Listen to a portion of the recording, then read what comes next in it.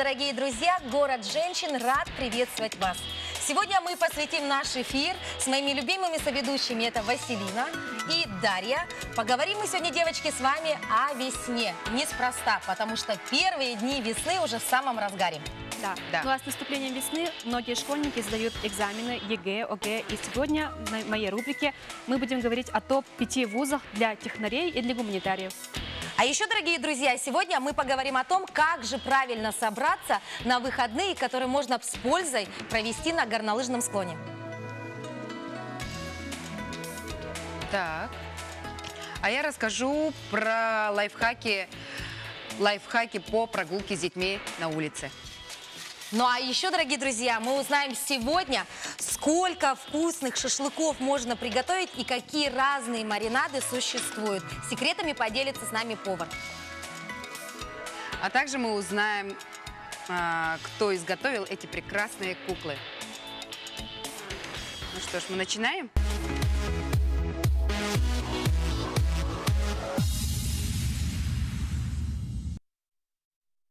Ну и первый блок мы посвятим активному образу жизни. И неспроста, ведь здоровый образ жизни – это самое лучшее начало этих замечательных весенних дней. Внимание на экран.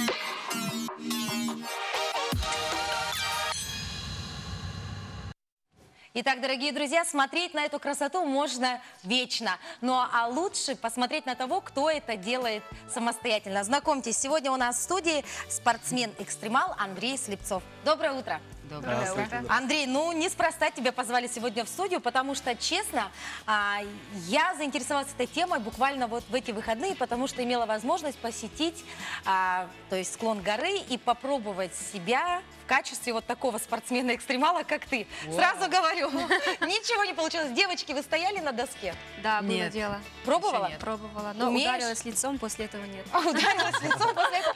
Вот чтобы наши зрители не ударялись так же лицом, мы пригласили сегодня Андрея. Андрей, ну, во-первых, конечно, расскажи, пожалуйста, как давно ты стал увлекаться вот такими экстремальными видами спорта, как катание на лыжах и сноуборде? Так, ну на сноуборд я пришел в 2016 году, и вот по сей день катаю. А на лыжах я с 2018 года. То есть всего лишь год и уже такие трюки выполняешь? Да. И ты у нас такой больше, как сказать, самоучка, да? Или ты все-таки под пристальным вниманием инструкторов начинал? Поначалу сам, но потом я все-таки взял инструктора себе, много чего не знал, помогли, вот.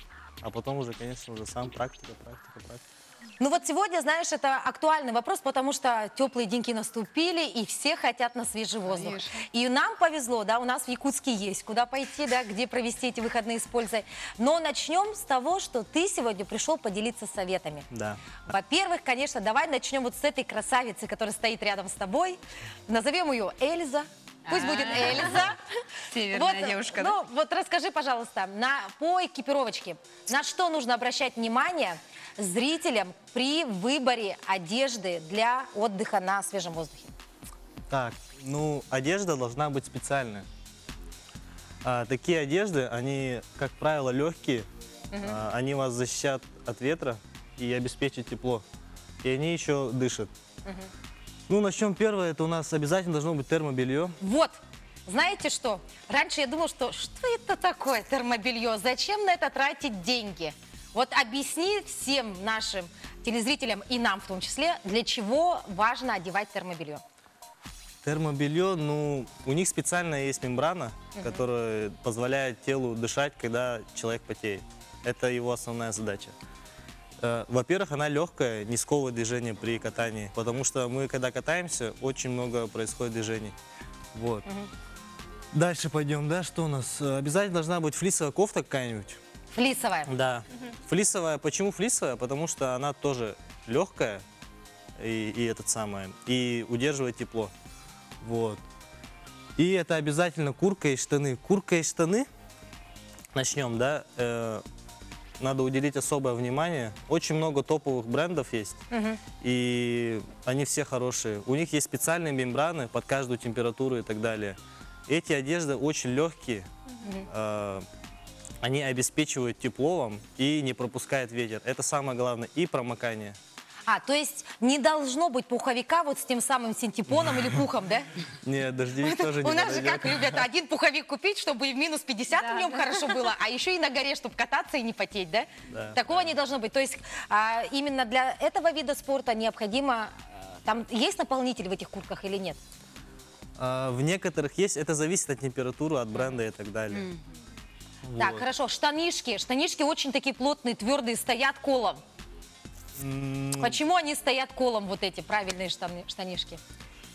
Ну, у них идет специальная ткань, которая не дает спортсмену промокать. Это его основная задача. Вот так вот, хорошо. А что касается вот рукавичек и перчаток? Так, Здесь на что внимание обратить? рукавички тоже должны быть специальные.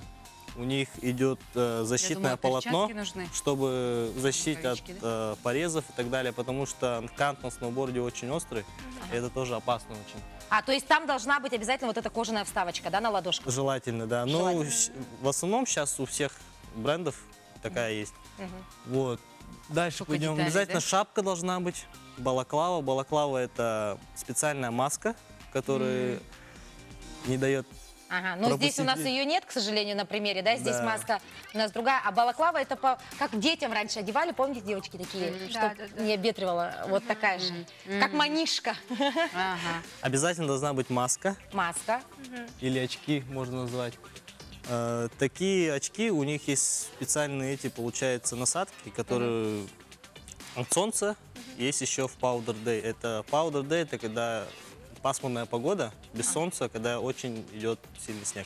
То есть есть насадки отдельно для солнца и отдельно для Да. заснеженной погоды, да, такое? Обязательно. Интересно. Столько всего нужно купить. А ты как думала? Ну, эти все вещи вас защитят от ветра. То есть, А вот потому про что обувь можете, да? про обувь. Так, ну обувь, да, Это тут, вот специально для сноуборда, да? да, это специально для сноуборда. Вон так Василина собралась.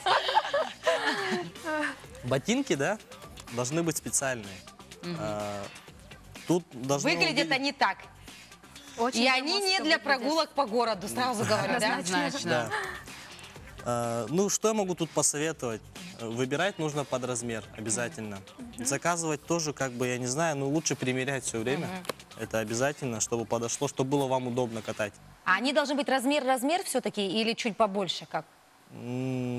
Чуть-чуть, наверное, больше, там буквально миллиметра.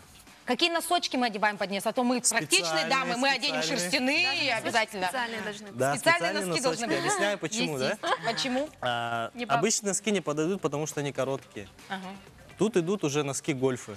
Гольфы, Они да. более длиннее, они защищают вашу голень от натирания. Еще Потому определенная что функция, наверное, да? Какие Потому должны быть что- ТХБшки или натирают, какие? наверное. Или опять же термоноски? Нет, там бывают же такие, держат прям, да, плотные. блин, ну их очень много, ну советую просто длинные носки покупать. И Вот, неважно, просто как бы ХБ, там Хорошо, термо, без к той разницы. самой доске переходим. Вот здесь начинается вообще для нас лес, да? Вот как правильно выбрать доску, даже когда ты Можно берешь мне ее встать? в аренду? Конечно, Да, вставай. конечно. Так, Не задень Эльзу, пожалуйста. хорошо. Так, ну начнем, да? Разверни ее камеру вот туда. Ага. Ага, так, сноуборд. Существует 3 вида стиля катания. Это All Mountain, фристайл и фрирайд. Начнем, да, по порядку. All Mountain это универсальные доски. Они подходят по разным видам горнолыжек, по трассам имею в виду. Они в основном подходят для новичков и так далее, да? Вот. Фристайл – это уже для более прогрессирующих спортсменов, которые уже делают различные трюки на трамплинах и так далее, в парке, сноу-парке, да? такие сноуборды фристайл, они более легкие и гибкие, в отличие от универсальных досок. Есть. А фрирайд это же уже наоборот, это уже для конкретно профессионалов. Ну, давай поговорим про новичков все-таки. Вот мы пришли и хотим взять в аренду. На что мы аренду, должны да. обратить внимание? Высота, там, вот эти Так, по застежки. ростовке, да? Да. Ну, если углубляться, то существует таблица. О, боже мой. Да, который Как всё исходит от веса спортсмена, да? Ну, смотрите, бывает люди короткого роста, ну, с большим весом, тут уже не подойдет. Просто есть стандарты какие-то, да, у каждых топовых брендов. Ну, я советую, да, просто если ты пришел новичок, Да. просто подбирать себе по уровню подбородка, вот так вот. Это будет максимально к идеалу. Максимально Так, к идеалу. Теперь хорошо, встали мы, значит, одели флисовую кофточку, термобелье, носочки, встали на эту доску. Самое главное, вот эта безопасность. Вот многие думают, что это доска, она вот такая гладкая и все. На самом деле, покажи вот, что Работать самое надо, да? опасное Самое место. опасное, да, в сноуборде это канты. Кант. То есть, Кант, проще да. говоря, это окантовка вот эта Да. самая. Что позволяет нам... А потрогать Скользить. А можно? я потрогай, Да, можно, осторожно конечно. только, останься с А, она- пальцами. Да, острая, Они да? довольно-таки острые. Это практически И- лезвие ножа, товарищи. Да. Вау. И очень опасно, да? Ну, давайте поговорим о технике безопасности, да? Вот оно что. Кстати говоря, я имела честь, так сказать, в эти выходные. Катилась по склону, и меня сзади догнали вот в спину, снесли меня, Да. порвали мне штаны, и вот той самой доской мне прилетело, и, в общем, самый неудачный опыт моего было. Вот эта безопасность превыше всего. Вот расскажи, как правильно вести себя на горе? Хорошо, сейчас по порядку, да? Существует очень много правил, ну, давайте я самые основные Давай, расскажу. давай. Когда мы приходим в любую горнолыжку, там есть обязательно правила. И мы должны с ними ознакомиться. Многие этого не делают. А, Я просто- тоже этого не делал, если честно, да? Это потом все приходит. Так, Сколько дальше таких, пойдем. Люди, вот, взял ты сноуборд уже, все с проката, и идешь. Не надо сразу идти к подъемнику. Это очень сложно, тем более в наших местных горнолыжках это очень чревато, опасно. И для себя, и для других. И они идут пешком. Пешком, да? И я советую всегда передвигаться сбоку Да. склона, да, потому что многие, По центру, что ли, поднимаются? да, по центру, Ну так же нельзя. Ну, конечно, Это же элементарно, мне кажется. ну, Даша, я еще не больше известно- скажу, люди ходят На прям лыжах, по да. линии приземления, трамплинов и так далее, это очень опасно. То есть поднимаемся с краю горы, а спускаемся также по центру или как? Да, уже по центру. Сейчас объясню почему, да. При столкновении спортсменов, допустим, да, людей, возникает вопрос, кто же виноват в этой ситуации, да? Я скажу, кто виноват всегда в этой ситуации. Вот человек, когда вот едет на сноуборде, он видит по ходу Впереди. направления, вниз по склону. Он не видит, что происходит сзади. Ага. И, Так, соответственно, кто будет сзади, виноват тот человек, который сзади. кто сзади. Вот, передаю привет тому человеку, кто догнал меня в эти выходные. Вот именно так и произошло. Огромный вам привет. Так, что делать-то в этот момент? То есть ты, по сути, себя обезопасить в этом плане не можешь. Если догонит, так догонит, да? Да. Тот должен кричать или что делать-то должен? Ну, знаете, вот если столкновение уже неизбежно, да, прям Да. конкретно, то А как падать? желательно максимально просто сгруппироваться. Сгруппироваться? Да, сгруппироваться И в максимально. сугроб лучше, а не в человека, да? И скатиться с горы, да?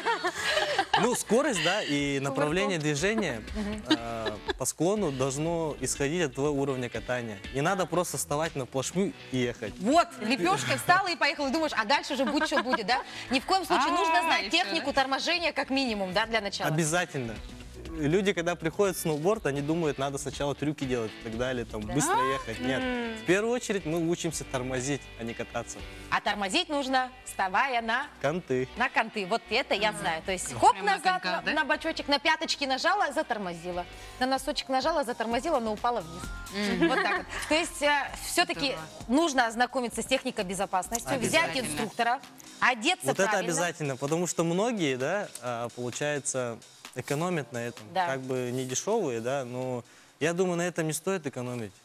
Просто Это же он здоровье все человека. объяснит вам от полочки, от А до Я. То, что я вам сейчас рассказал, он вам все это объяснит, Прям все так дорого, покажет. что ли, стоит? Да, и вам будет намного проще встать на сноуборд, Вот так вот. ежели чем самому. Ну что, спасибо большое, Андрей, что посетил сегодня город женщин. И мы советуем все-таки вам относиться к этому серьезнее, да, девочки? А Да. вы попробуйте на выходные съездить. Я лыжами занималась, поэтому уже близка к этой теме. Но сноуборд пока Значит, тебе надо подружиться с нашим Андреем и уже делать трюки с нашим Андреем, такие, как ты в видела полете, на да? видео, да? Фотки делать. В полете. Ну что, Андрей, спасибо большое. Надеюсь, не Вам прощаемся. спасибо. И, конечно, береги себя на склонах нашей республики. Спасибо большое. Ну а мы продолжаем наш эфир.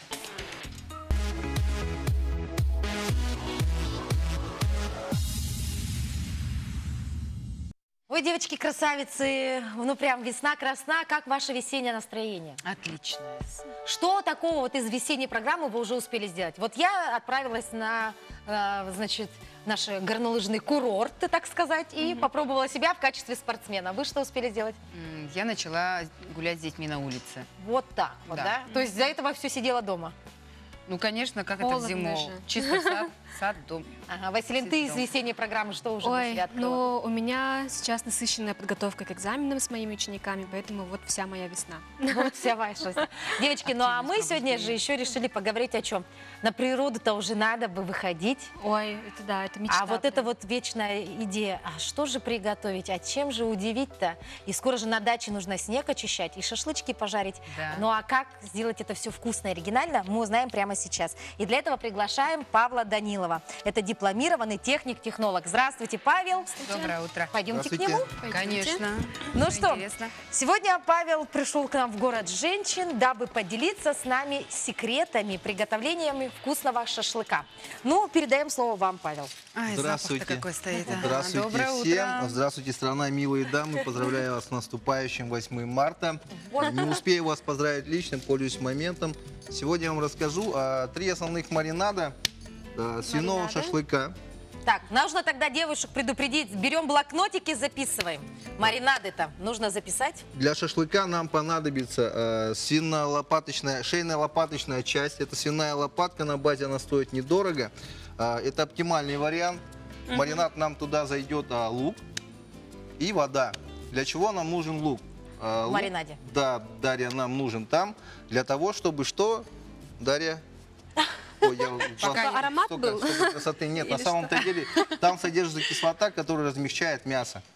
Все. Нежность и мягкость мяса от чего у нас зависит? Не знаем. Что Зависит Мы от так хотим, чтобы вы корма сами А, ну да, рассказали. конечно. и, Я и прям- от возраста животного. Конечно, да. Вот. И чем оно моложе, тем оно нежнее. То есть, а как нам вообще вот при выборе? Вот я подхожу к стойке, вижу очень много мяса. По цвету можно определить качество мяса? Да, Мне кажется, допустим, да. застарелое мясо, оно будет более темное. Даже непрофессионалы иногда выбирают хорошо мясо. Мясо, оно такого нежного розового оттенка, ну, то есть свежее. То есть, ну, некоторые продавцы прибегают к хитрости, они маленько дефростируют, смазывают водой, оно розовеет, но там надо... Люди берут и руками трогают. Можно понюхать по запаху. То есть Ага. старое мясо, оно маленько пахнет металлом. Ну, это Металлом? кровь. Вот так вот. Девочки, то есть приходим и начинаем все нюхать, щупать в магазине. Выбрали. Маринад, Пощупали, значит, первое это потрогали. вода и лук, и все. Вода и лук, да. Что такое шашлык на самом-то деле? Мы, когда маринуем мясо, у нас кислота маленько размещает мясо, разрыхляет его, и вода впитывается в поры. Ну, имеется в виду волокно мышечное. И что у нас получается? Когда мы жарим шашлык, мы сперва его нанизываем на спицу и ставим на сильный огонь, правильно? У нас как лежат угли в мангале? Большая температура и умеренная температура. Да. То есть здесь мы прихватили корочка, вода, которая в шашлыке начинает у нас кипеть. Ага. И за счет этого у нас получается процесс термической обработки, денатурации белка. Вон оно что, Михалыч, да, как говорится. Да, то то есть есть мы сначала на большом огне вжух его, Жух, да, прихватили, А потом и потом на потихонечку. умеренный мы его там о, доготавливаем. вон оно что. Вот она вся Лайфхак записываем, товарищи. Как все гениально просто, да? А мы стоим, И, ковыряем. наверное, лучше маленькими кусочками, да, И бывает, водой там из-под нанизывать бутылочки большие. там Нет, Там на самом-то поливаем, деле все это поливаем. зависит, еще раз говорю, от свежести мяса. Я готовлю большими кусками. Вот этот кусочек у нас был где-то грамм 60-70, этот где-то был у нас уменьшается, да, 40, при- это 35. Да, мясо на входе и на выходе имеет разницу, там где-то около 30-40 потерь. Вот. Если вы профессиональный пережарщик, вы можете в 2 раза потерять вес, но я научу вас, как этого не допустить. Мы, допустим, взяли мясо, правильно прихватили, начинаем готовить и поливаем во время этого либо вином, ну это так для вкуса, Лимон с водой, да? либо лимончик с водой, либо квас. Можно поливать пивом, но это так уже, конечно. Там Это уже- алкоголя не будет, там будет вкус, но он какой-то такой не очень. Ага. Горьковатый, Так, наверное. значит, первый маринад самый примитивный. Вода, лук. Вода, лук. Сколько часов ты отстаиваешь? Так, у нас есть такая тема для того, чтобы мясо у нас нормально подружилось с самим собой, со всеми ингредиентами. Это минимум 8. Шашлык мариновать лучше 14, 15, 24 часа. То есть, А. О, боже мой, если так мы долго? Да, конечно, мы покупаем среднее мясо, выкидываем его в холодильник, оно у нас нормально тает. Нарезаем кусочками по 35-40 грамм. Да, вот можете порезать как хотите, но я советую ромбиками, там у нас получается, Ромбиками? да, 2,5 на 3,5 сантиметра. И Цифры только чисто. Да. В общем, то есть отстаивается 10, 8 8-24 часа, это в зависимости от какого маринада. Хорошо, вот И мы... от свежести мяса, самое главное. Хорошо. Второй маринад поинтереснее. Можно нам что-нибудь? Мы хотим что-то Поинтереснее. вкусненькое, удивить гостей. Которым лично пользуюсь я, это обычно лук, водичка, соль, перец, и туда я добавляю обычно,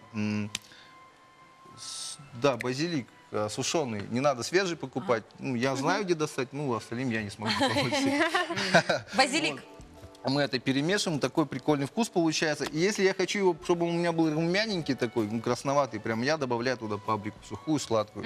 То есть она не дает ни горчинки, ничего, она вкуса не дает, Ну, она просто подкрашивает. дает цвет, да. Хорошо. Третий вид маринада. Также мы еще можем сделать самый простой изи маринад, там даже лимона не надо добавлять. Мы берем просто лук, берем кетчуп, чуть-чуть соли и все это перемешиваем. Выдерживаем 10, да. да. Так вот все просто. Хорошо, но, понимаете, маринад-то маринадом, повезло нам, выбрали хорошее мясо, замариновали по рецепту нашего повара Павла.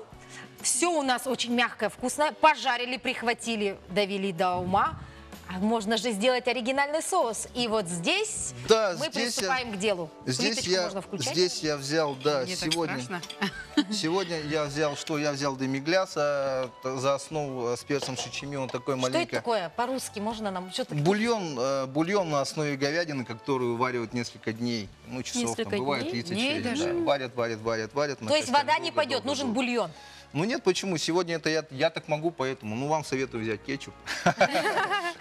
Возьмите Для нас все брусника. просто. Брусничку, да. Да, если у вас 2 ложки сахара, там, да, то у вас 2 ложки ягоды, любой. Будь это там Хорошо. лепиха, черника, там, не суть.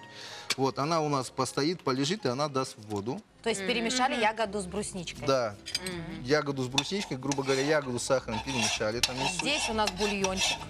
Да, бульончик так, тоже для вида. Да? Ну, там чуть-чуть оттеночно даст. Сейчас мы сюда добавим нашу ягодку. Ой, какие запахи. А Даша умеет помешивать. Вы можете ей доверить Давай, это. помогай. Да, хорошо. Хорошо, дальше. Ждем Вот до тех пор. оказывается, для чего я сюда встала, да? Да. Ждем до тех пор, пока у нас сахар не растворится и не начнет маленько Значит, надо закипать. все время перемешивать, чтобы Да, он не сгорел. И введем туда маленечко, мы туда введем на кетчупа. Кетчуп вы можете любой выбрать, вообще абсолютно кому какой нравится. Я взял обычный, который там, ну, я люблю татарский, по-моему, какой-то такой, красный такой. 95 рублей по эту упаковочка стоит. Скажите, Поэтому- пожалуйста, а вот сахар, он не добавляет какой-то сладкий какой-то Ну, привкус? для того, чтобы вы понимаете, ягода она разная. Допустим, клюква кислая, Мгм. вишня кислая, да, брусника иногда маленько горчит, ну, чуть-чуть сам Lidl, да. Поэтому мы сахар добавляем для того, чтобы, ну, вот это вот сбить. В общем, Даша там у нас растапливает сахар и бруснику. Добавляем туда кетчупа. Да, вот у нас тут закипело маленечко, да, кетчупа добавляем Добавляем. и перемешиваем до однородной массы. Давайте ложечку поменяем. Как я люблю, когда на эфир приходит повар. Да. Почаще бы, да? Почаще вообще так вкусно. Ой, а еще если это мужчина, то мы вообще любим. Да. Так, маленько над вкусом поработаем. А еще если мужчина Я повар, это, захватил мне кажется, вообще благодать. Захватил с собой базиличную отдушку. Базиличная отдушка. То есть это базилик. Это масло с Да, базиликом? это очень просто, это как бы масло получается. вкусно, да? Там берем базилик свежий, чесночок, пробиваем, соль добавляем, чтобы не скисло, чуть-чуть нагреваем. Это на самом деле недолго, у В кого есть общем, блендер. базиличную отдушку, На товарищи, медленном делаем. огне получается, да? Ну, можно медленно. Здесь у нас большой, да, здесь чуть меньше, вот уже. А то я скорость чувствую, Да. нагревается. Давайте далее украшаем тарелочку. Тарелочку мы взяли самую обыкновенную, тут, наверное, у каждого есть. Блюдо такое. Да, лист Есть, салата. есть, да, скажи. Лист салата мы можем выложить либо так, либо, ну, лучше порвать, пусть будет объемный. Объемные листья Так, салата. да, у нас подача должна быть такой более-менее оригинальной, поэтому Она я... вскипеть должна? Она, да, пузыриться начнет, там, не бойтесь. Даша, мешай, дорогая моя. Да, Не используем на останавливайся. подгарнировку. Вот самый простой, да, что у нас? Здесь у меня маринованный Огурчик. огурчик, Чесночок, лук, видимо, да? маленько чесночка, вот это вот отдушка у меня базиличная. И тут есть чуть-чуть карри, это у нас достаточно, как бы. А, кстати говоря, на природе, на даче, это же очень простенько, да? Это, Огурчики да, порезал, очень всё. просто все. А то мы привыкли свежий огурец, свежий Да, да, помидор. да, Не да. обязательно, да. Намного проще взял с собой и мыть не надо, то есть. Да, Ага. правильно. Да, Лайфхак, да, лайфхак. Не берем не свежий, Да. берем соленый огурец. Мясо вы можете как бы Вытащили и и целиком съели, да? У нас положить. тут есть можете красивого такого пополам. мяса. Да, мы к этому мясу сейчас Филе ребрышки, А у вернемся. нас остается мало времени, давайте. Ой, Надо мы бежим, успеть. бежим. Как гарнир я вам предлагаю использовать просто рис. Ну, я взял не простой рис, он кокосовый. Вот так. Кокосовый рис. Да, с добавлением кокосового молока, меда и сливочного масла. А на Ой, вкус он он не какой? Кокосовый. Вот, Со вы вкусом попробуйте. А, да, вот, со вкусом вот тот кокоса. самый большой кусок. Что это? А это стейк рибай на кости, он из толстой, и получается у нас это толстая мышца спины, ребро. А то есть почему? Это сейчас такое веяние моды, типа жарим не просто шашлыки на шампурах, а стейки. Или все-таки это практично, удобно и На может- самом-то деле, мне вот, тут я классик, да, я могу понасаживать, я люблю. А есть люди, которые спешат, ну, люди, они сами по себе ленятся, поэтому мы просто берем большое мясо, На гриль, да? закрываем, да, сеточку и гриль жарим, и это мясо можно великолепно потом порезать на любой У удобный нас нам остается кусочек. буквально минутка. И у нас все готово, между прочим. Да, у нас вот уже стейки приготовлены. Даша, как у тебя соус? Соус тоже почти. Пока Соус. пузырей не Ароматы вижу, но идут. однозначно. Все пузырится. Это я слишком Вырубаем. без остановки. Вырубаем. Так, это значит мраморная, та самая мраморная Да, говядина, это та самая мраморная говядина, которая у нас мягкая. Ну, можно использовать нашу Ой. говядину, добавив Давайте туда польем киви. наш Остается соусом. совсем немножко времени. Берем Даша, наш соус. А соус у Даша нас... соус. Красота. и поливаем соусом. Как Это у нас аппетитно, будет боже мой. как-то Я думаю, мы так. сегодня сытые уйдем, да, Даша? Да. Обязательно. О, Я вас боже мой. Ай, здесь слова вообще излишни. Я думаю, вот с таким замечательным шашлыком можно удивить любого гостя за вашим весенним столом. Спасибо большое нашему Спасибо. дорогому Павлу, поделились. Ну а во время рекламы мы отведаем шашлык, а вы, дорогие, оставайтесь с нами. Увидимся. Спасибо большое, Павел. Девочки, готовим приборчики. Да. Где вилочка? Мне Где нужна вилочки? Все, сейчас найдем.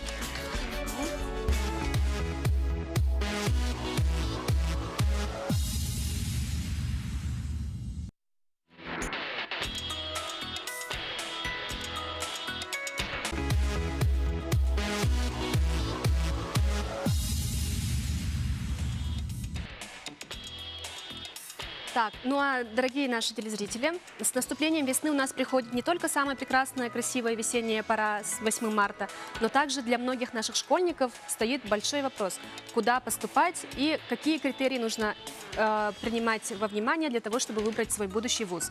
Итак, сегодня я бы хотела вам рассказать топ-10 вузов для технарей и для гуманитариев. Итак, сейчас вам покажут картинку топ-10 вузов. И в этот список, по мнению портала РАЭКС Аналитика, вошли, конечно же, МГУ имени Ломоносова, СПбГУ, МГТУ имени Баумана, МФТИ, Томский политехнический университет, МФИ, МФТИ. Поэтому тут очень-очень много вузов, глядя на которых ребенок может испугаться. Смогу ли я сдать ЕГЭ настолько хорошо, чтобы поступить в эти прямо топовые рейтинговые вузы? И у ребенка начинается вопрос, как же мне подготовиться, на какие баллы ориентироваться. И родители также начинают думать, ой, скорее всего, мы не осилим, скорее всего, мы не поступим. И начинаются вот такие блоки, которые мешают детям сделать свой выбор именно по своему желанию. То есть они начинают думать про то, как им хорошо справиться с экзаменами, чтобы поступить туда. И вот сегодня я бы хотела также вам показать пример того, как я в свое время выбрала свой университет. Для этого я попрошу наших операторов взять крупным планом вот эту милую газету. Девочки, а вы помните, как вы выбирали вуз? Да. Итак, в руках у меня газета для абитуриента 2007-2008 года. Эту газету я взяла в Дворце детства, когда мы поступали на абитуриентстве. И прямо вот держа эту газету в руках, лежала на полу дома у себя и ручкой отмечала, куда бы я хотела поступить. И Ой, даже, можно я знаете, посмотрю да, это и дело? даже сохранились вот эти мои заметки, куда бы я хотела, прямо по местам, по рейтингу. Второй, допустим, у меня тут ходит МГУ МЕСИ, да, МГУ экономики, статистики, информатики, СПбГУ тут у меня отмечен, Хабаровская государственная академия экономики и права. И знаешь, Даша, вот когда я смотрела на эту газету, я просто читала название, читала, какие экзамены там нужны и какая специальность. Вы Да? только поглядите, это же уже реликвия практически. Я ее буду хранить там. 2007 год. То есть ты вот так вот сохранила эту вещь Да, для конечно, себя? это же моя память. А Это- покажи, а куда поступила-то в итоге? Есть? тут? Поступила я в итоге. На обороте. Так, вот он. Кстати, он был в рейтинге первым, видишь, первый номер написан. Нет. А для какая. тебя самой, да? Да, Ты и я отмечала? туда и поступила, да, в Московский энергетический Супер, как институт. Умница. И знаете, что бы я хотела отметить? Когда я лежала вот на полу у себя в комнате и выбирала, отмечала эти свои да. университеты желаемые, я, конечно же, не подозревала, что будет меня ждать, поступи я, допустим, в тот же самый МГУ, в ту же самую Бауманку, да. Я просто хотела поступить именно в такие вот вузы, которые на слуху, которые рейтинговые, вот. И как раз-таки уже позже, когда вот открыла свой репетиторский центр, мы с моими учениками ездим на профориентационные туры и составили свой рейтинг рейтинг вузов, которые подойдут для наших якутян, да, для наших якутских школьников. Итак, давайте мы посмотрим, какие это вузы. Так. То есть вы, вот когда ты ездишь с детьми со своими профориентационные туры, вы все это прям рассматриваете, ходите, посещаете? Да, И потом конечно. делаете какую-то статистику, да? или как? Конечно. Я не хочу, чтобы ребята также вот в темноту глядели, глядя вот на такую же газету, например, да? Да-да-да. Надо, чтобы они воочию, вот хоть, Прощупали, чтобы да, даже всё? вот запах, чтобы они вкусили того же самого МГУ, например, того же самого МИИ, куда я поступила, чтобы они знали, что вот я туда поступлю, и у меня будут вот такие-то, такие-то пары, такие-то, такие-то лекции, например, да? Конечно же, у нас в рейтинге включены такие классические университеты, как МГУ и СПбГУ. Это вот Аббревиатуру можно расшифровать? Московский государственный университет и Санкт-Петербургский государственный университет. Это классические вузы, в которых имеются все специальности, все факультеты. То есть, если ребенок, допустим, мается между юридической какой-то специальностью и, допустим, инженерной, то в МГУ и СПбГУ он найдет все. Да, то есть По всем направлениям. по всем направлениям, Да. да. И, кстати, бытует такой стереотип, что в МГУ и СПбГУ поступить нереально сложно, что там очень высокие проходные баллы. Но, опять-таки, съездив туда сами наяву, наши ребята узнали, что это на самом деле не так-то страшно. То, что, допустим, в тот же самый СПбГУ, помимо ЕГЭ, можно набрать еще и дополнительные баллы.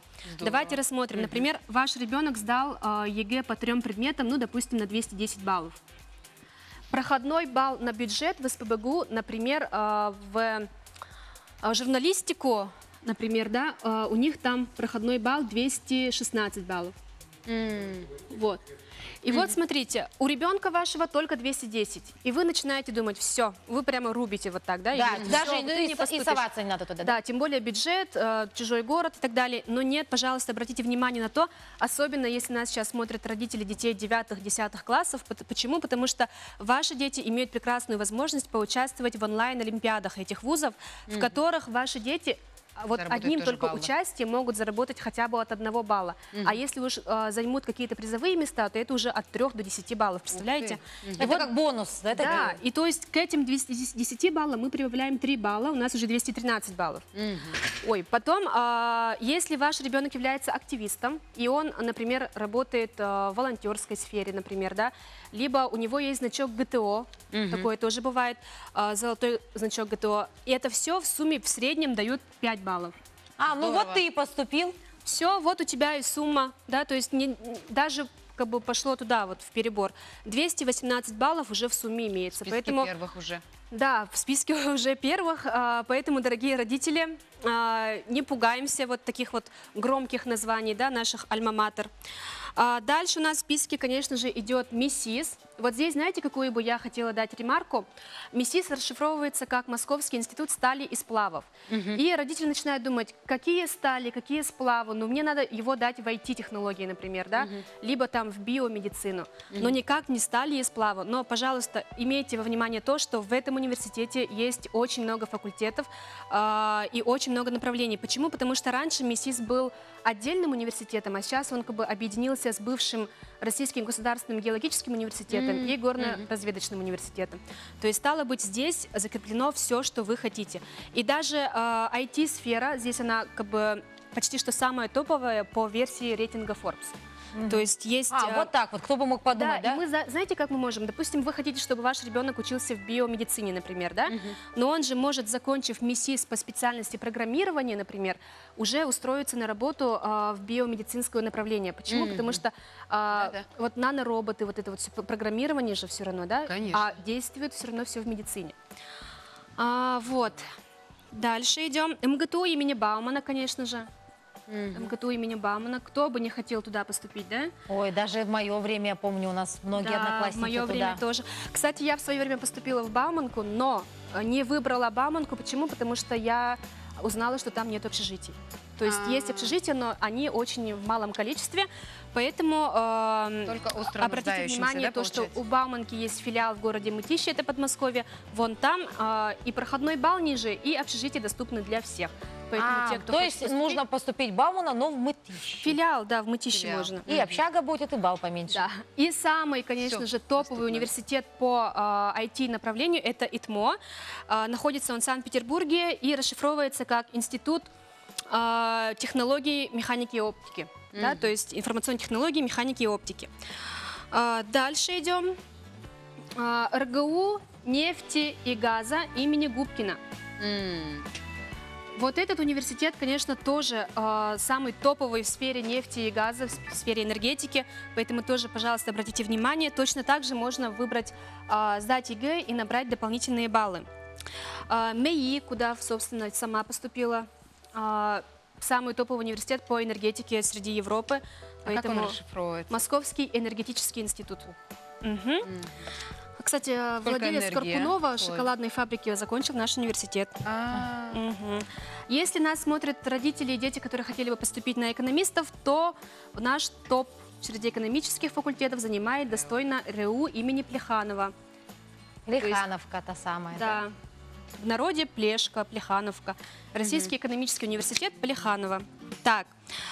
Для будущих наших министров, государственных служащих, это, конечно же, РАН Хикс.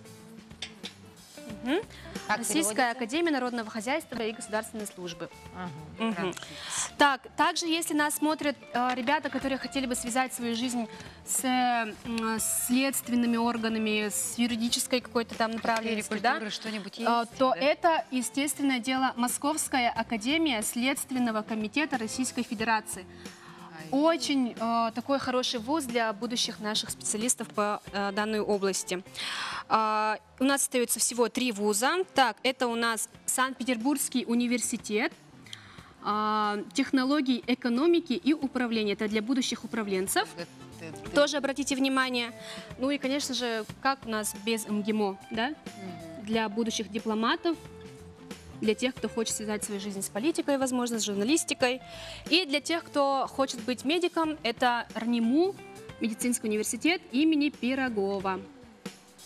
Ну что ж, дорогие телезрители, мы с вами расписали наши топ-12 вузов, которые подходят для наших ребят. Почему подходят? Потому что мы в рейтинг включили те вузы, которые, во-первых, дают к сумме баллов ЕГЭ еще и дополнительные баллы.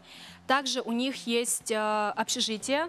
Единственное, вот с Баумана будет немножко потруднее, но там нужно набрать очень высокие баллы, чтобы общежитие было просто вот железно, да? Также мы не могли не учитывать вероятности трудоустройства после окончания этих университетов. Почему? Потому что, закончив эти университеты, в пределах Якутии работу найти будет возможно.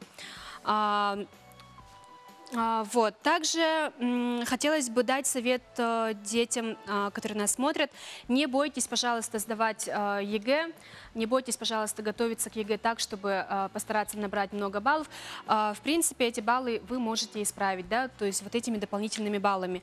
И также настоятельно рекомендую заходить на сайты данных вузов, смотреть, что там у них есть, какие дни проходят, да. Сейчас все Открытые дни можно... проходят, да, Да, еще? но сейчас можно все даже вот удаленно сделать. И вот как раз-таки через 2 недели мы снова полетим, посмотрим тоже все эти наши А вузы. сколько длятся вот ваши поездки, когда вот вы ездите, смотрите? В среднем Так, сколько? в среднем это неделя. В течение неделю. недели мы бываем в Москве и Петербурге и смотрим все эти вузы. Конечно же, каждый раз вузы прибавляются, увеличиваются в количестве, да, и смотрится интересам по всё равно интересам, да. Сейчас вот, например, у нас большая группа детей набралась по медицинскому направлению, поэтому мы будем смотреть именно медицинские направления, вузы. Также не будем обходить вниманием и вот наш рейтинг. И в конце делаем также вот такой вот список, ну, именно по отзывам детей, что им больше всего Ой, понравилось. спасибо, Василина. Так Полезнейшая информация не только для абитуриентов, но также для их родителей. Василинина рубрика нам в помощь, да? Да, Ну да. что ж, мы ждем твоей поездки, и, конечно, плодотворная, чтобы у тебя была поездка, и чтобы все наши абитуриенты поступили в желаемый вуз с твоей помощью. Спасибо. Ну что, мы прерываемся на короткую рекламную паузу. Оставайтесь с нами, не переключайтесь.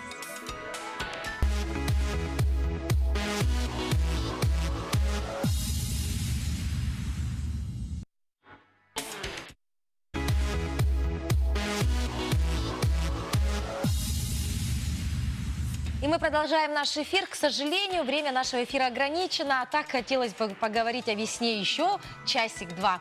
Ну а сейчас мы передадим слово Дарье Лавровой, которая поделится с нами лайфхаками по прогулке с детьми на улице. Дашенька, слово тебе. Ну, вообще, у меня же 2 маленьких детей, поэтому... Ну и очень один много- большой. Ну, он сам уже гуляет, выгуливать его не надо. Да. Поэтому, ну, с 2 детьми, конечно, однозначно по прогулке всегда тщательно готовимся. Со старшей чуть-чуть проблемно было, то, что многое не знала, все время беспокоилась, что одеть, как выходить, сколько гулять, где гулять, да.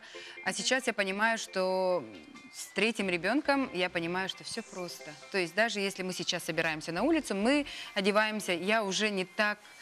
Фанатично, Да, без фанатизма, не укутывая, чтобы одежда была непромокаемая, свободная. Даже сегодня вот Андрей очень много вещей про термобелье рассказывал, да, у меня у детей тоже есть термобелье. То есть ты приобрела, да? Колготочки, термобелье обязательно и свободно курточку. И, ну, стараюсь, если это активная прогулка, то, конечно, там сильно укутывать тоже не надо.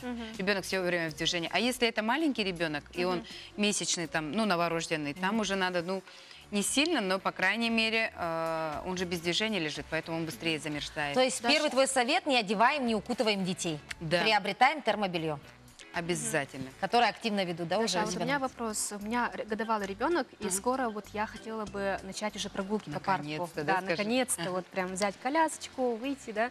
Сколько твоему? погулять. Год и Годик. 5. Он Ага. уже может ходить? Да. И вот у меня вопрос такой: как понять, что ребенку или холодно, или жарко? Вот бывает же, Ага. одеваешь, как бы укутываешь полностью, да, и не можешь понять, жарко ему или холодно. Например, если щечки розовые, родители думают, что ребенок уже все, ему холодно, да? А наоборот, от активности, от живости у них щечки розовенькие, от того, что активно надышались. Это понятно, То есть это не показатель не того, что он показатель того, замерз. что он замерз. Можно по переносице понять, что ребенок замерз, либо шею можно так. Шею. По трогать? переносице? Да, по переносице. По переносице. Либо, ну, если младенец, то я обычно ножки трогала. Ножки. Понимала, ледяные ножки, все, ребенок. А если шея холодная, значит, все замерз. И переносится. Да, если там, ну, прохладно реально, да. И, ну, мне кажется, с этим проблем не бывает. У нас родители очень а я- фанатичные все. Мой неправильный лайфхак, да? Когда появляются белые пятна на щечках, значит, ребенок замерз, да? Бежим домой, да? Нет. И вообще, у нас же зима долгая, и даже зимой особо не прогуливаемся. Сад-дом, но тем не менее советуют, чтобы мы не укрывали шарфиком. То есть хотя бы носик и так далее. Я лично сильно укутываю. Не знаю, но все равно Автоматом происходит. автоматом двойной всё-таки слой с нашего шарфика, детства, и мы наверное, идем. идет. А Видимо, специалисты так вот. советуют не закрывать то Не самое. закрывать, не закрывать. А Поэтому... я вот, кстати говоря, когда дочка у меня приходит, и у нее шарфик вот где-то в районе груди висит, и я ее спрашиваю: а тебе что, не холодно? Она говорит: нет. Ну, я Вот думаю, ну, видишь. значит, нормально ей. Нормально. Ну, пусть висит на груди, а что ж Мы, теперь? например, в школьные годы в морозы ели мороженое. Шли домой и ели мороженое. Поэтому это мы, наверное, сильно... Это чересчур- индивидуально каждому надо, да, Да, видимо? и время другое и так далее, да. Вот про платки я сказала. Так, про замерз, не замерз мы поняли, да. И, конечно же, мамочки должны понимать, что без фанатизма все должно быть. Больше как бы прислушиваться Ребенок. к ребенку, если он взрослый, да. И, например, сейчас мы дочке купили очень классный комбинезон, который ветронепроницаемый. Вроде он такой тоненький, Кажется, да? кажется. Но там специальная мембрана, непроницаемая, непродуваемая. В общем, она защищена со всех сторон. И шапочка такая удобная с горловиной вот с этой. Как этот шлем одевает, тут лицо, все, и нормально. И перчатки, конечно, пару перчаток, если ребенок там уже снежки играет и так далее. Так. Так что советов много, но можно вкратце вот так все подытожить и Ну, то есть сделать с помощью Дарьи Лавровой мы собираем детей на прогулку, да? все толпой на прогулку. Даша, а вот ты все равно-таки человек творческий, да? Весна как на тебя действует? Я просыпаюсь, я пробуждаюсь, я наполняюсь, как и природа просыпаюсь. Но вот и следующие наши гости весной пробуждаются, наверное, вдвойне быстрее, потому что они живут творчеством. Мы приглашаем в студию Каролину Парфенову, а также Маргариту Алексееву и Сарглану Слепцову. Эти замечательные наши гости увлеченно занимаются изготовлением кукол. Проходите вот так. Давайте мы, наверное, уступим место. Да, Дашенька, конечно, присаживайтесь, конечно. присаживайтесь сюда. Присаживайтесь, пожалуйста, к нам вот сюда. И вот это вы присаживайтесь. можете ко мне Да-да-да, сесть. вот так. А мы с Дашенькой здесь Давай. сядем. Хорошо. Садись. Отлично. Добро пожаловать в город женщин. Здравствуйте. Здравствуйте. Ну и, конечно, вот эту красоту мы сегодня можем лицезреть. Они сидят с ними как с детишками, да? Это Вот прям на мастерицы. коленках сидит. Да, это мастерицы, которые своими руками творят вот таких замечательных кукол. Ну и, конечно, первый вопрос будет, наверное, кому? Наверное, Каролине, да?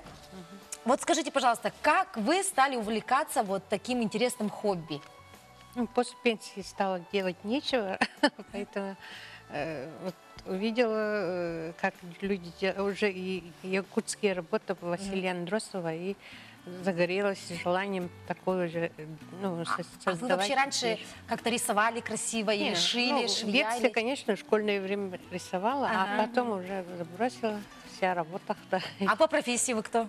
Я гранщиком долго работала, а так больше всё равно так ювелирная вот. Да, работа. да, да. Хорошо, а Маргарита как стала заниматься изготовлением вот таких кукол? Ну, это, скорее всего, для себя, для души. И, во-первых, для своих детей и для внуков. Ну, тоже как пенсию вышла, так и начала. То есть вот с выходом на пенсию, да? Ну а кто вас вдохновил на это? Почему вы, допустим, не стали вязать, допустим, Маргарита, да? Или, допустим, не стали, я не знаю, там, рисовать картины? Почему именно куклы, да? Почему именно Ну, куклы? вот до этого я вязала, Ага. все делала. Но потом время, наверное, пришло, что что-то другое надо начать. И в выставках видела, как куклы по-якутски кому этому делают, да? И вот что-то вот выдвинула. Вот изнутри. так вот, да? Хорошо, и Саргалана, вы как давно стали заниматься изготовлением кукол? Я с Татинского улуса, село Чемная. В городе вот переехала и вот тоже смотрела на выставку кукол. И мне тоже очень хотелось. Ну, я раньше мягкие игрушки сделала. И тканевые куколки. А вот такие материалы я вообще не знала. Потом я узнала, вот Каролина Петровна мастер-класс Провела, да? проводит. И там сходила, вот, и увлекаюсь. Получаю удовольствие. В том-то и дело, что Каролина Петровна еще и проводит мастер-класс. То есть она вас обучает этому. Да. Можно вот А эту сами-то шапочку откуда? Сами-то Сами откуда шапочку. берете эти идеи? Посмотрите, ну как все продумано до мелочей. всё Посмотрите на натуральное. эту шапочку. Вы понимаете? Поглядите. Ну вот откуда вы черпаете эти идеи?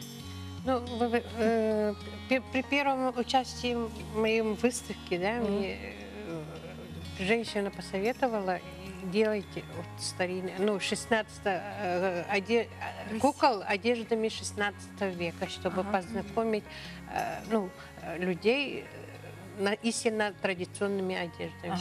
Я вот покопалась в книгах, ну, все узнала, какие одежды были, какие эти дела. Потом уже загорелась именно такие Можно одеть на него, да? Старые эти, ну, 16 века одежды шить, да? С ума сойти, какой вот. красивый, посмотрите. А все до мелочей же продумано, товарищи, Всё вы натуральное, посмотрите. видишь? Все Материалы натурально. какие. А мех. А посмотрите, у него даже здесь висит давай вытащим. орудие. Посмотри-ка. Опа! Вы только полюбуйтесь. Ножик. Какая кропотливая работа. С ума сойти. Это из кости. Из кости сделанный нож. Рукоятка из кости. Все продумано до мелочей. Даже больше, чем у нас. У него здесь атрибутов и все аксессуаров. Мы даже так не Натурально. готовимся к эфиру. Какие узоры. А как вы изготавливаете вот эти вторую лица? упаковку тоже Лица-то это отдельная история Лист, же. продаются полимерные глины Ага. разные. То есть лица из глины? И есть дешевые, есть и, которые побольше, цена большая. Но мы выбираем, ну, так как я провожу мастер-классы, обычно начинающие начинают с дешевых. Поэтому то есть- я уже привыкла дешевыми работать. А. Вот делаем лицо уже лепкой сами, потом запекаем и Вот так, то есть лица вы тоже изготавливаете сами и раскрашиваете их сами. Всё Тут полностью. каждый усик у него прорисован, вы представляете? Каждый усик, а глаза Клеен, какие? кажется, даже. Такое ощущение, что вот тут прямо сейчас по щелчку и оживет, да? Да, А да, вот да. скажите, Маргарита и Саргалана, а вот что, какие вот качества в себе вы открыли, когда стали заниматься вот изготовлением кукол таких потрясающих? Ну, и лично я, когда я делала куклы, да, по теме АИ наших якутских, я узнала то, что не узнала, не знала. То есть у вас То, что вот эпос. традиционное, вот то, что из старины идет, да, и как эти узоры делают, как это шьется, и что внутри одевается, и что даже сумочки там вот у меня, и там все есть, атрибутика, ну, к чему вот, огниво там, и что там делается, все внутри есть. То есть у куколок, у сумочки, у вашей куколки даже есть все мелкие, да, огниво и так да, далее. да. С ума сойти, да? Хорошо, а у Саргаланы вот вопрос такой, что вам больше всего нравится вот в вашем увлечении? Ну, я стараюсь сделать из жизни вот тоже якутов. И там, ну, например, там у меня парень стоит, у меня братья охотились. А где вот Ага. из них? Вот, Вот вот шапки который такие большой, с который зайцем. большой. Зайцами вон стоит, посмотрите. Ой, Начка. Парень симпатичный, сахаляристый вроде бы, да? Ага. Шапки-то стоит. Я пойду его В посмотрю. советские времена вот у нас На ну, охоту ходили. обычно мои братья сами сходили вот и охотились. Унтики там. Ага. Ой, И собачка как всё продумано. своим щеночком. А по времени сколько занимаетесь готовить такую куклу? Ну, Долго, наверное, да? долго, конечно. Сама кукла не совсем Долго делаем. А вот одежда костюм, уже все надо оснащение. Детально тоже же, это надо. же Мне маленькая, самый сколько- большой сколько сил. критик мама и найти помощница, материалы, это она, тоже очень много тоже, времени. ну, занимает. благодаря Очень ей, детально же все это надо. ну, мы каждый делаем узорчик где-то это всё месяц или прорисовать. два Это одежда месяца. вся Я же работаю, съемная, поэтому вот, поэтому у можно и меня развивать. только свободное время делаю. Вот так, но вы участвуете в различных выставках, да, и мероприятиях. Для вас, наверное, это вот и есть та самая, да, та самая плоскость, где вы можете вот показать свои работы, да. А самая вот все-таки для вашего наставника, самая дорогая кукла есть у вас? Самая близкая по там душе вам кукла? Шарнирная мечияна такая, ну, тоже 16 века. Её здесь нет? Одежда невесты. А ее здесь нет, да? Нету Вот так здесь. вот. Ну, спасибо большое, девушки-красавицы, мастерицы. Мы желаем вам всего самого наилучшего. Благодарим вас за то, что вы сохраняете культуру народа Саха. И, конечно же, дай бог, чтобы вот вашего творческого вдохновения вам хватало еще на многие долгие годы. Да, девочки? Да. Спасибо. Девочки, Спасибо. берем пример, может быть, и Творческого этим вдохновения. займемся мы тоже совсем скоро. Ну что, дорогие друзья, вот такой весенний эфир у нас подходит к концу. Мы желаем вам весеннего настроения и, конечно же, занимайтесь любимым делом.